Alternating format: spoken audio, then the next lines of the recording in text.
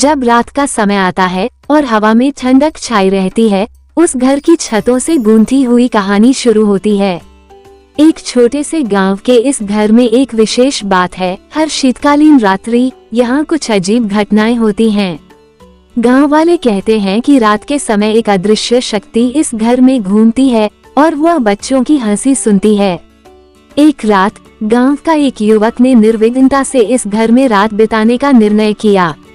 रात के पहले ही घंटे वह अजीब आवाजों को सुनने लगा, बच्चों की हंसी, खिड़कियों का खटखटाहट और जंगली आवाजें। वह दिन भर की थकान से जूझ रहा था, लेकिन उसने धैर्य से सब कुछ देखा और सुना। रात के अंत में एक रोमांटिक गीत की धुन में एक अनजान साया ने उससे मुलाकात की और तब उसकी जिंदगी में एक नया युग शुरू हो गया, जहां हर रात एक अजीब सा राज होता था।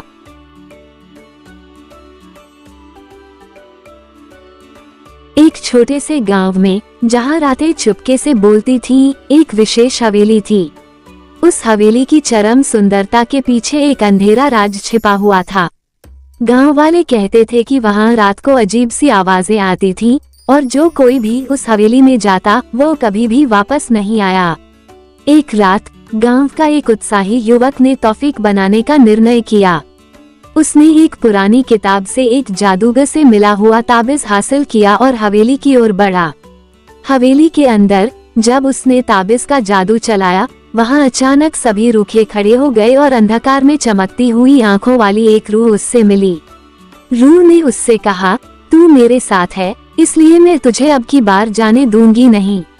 वो युवक अब उस हवेली का राज समझा कि ये रूहें अपनी जिंदगी की छुट्टी लेने के लिए उसकी मदद करती थीं। इस तरह वह गांव का नामर्द दरिंदा हवेली में नहीं, बल्कि रूहों के साथ एक नए संबंध की शुरुआत कर गया।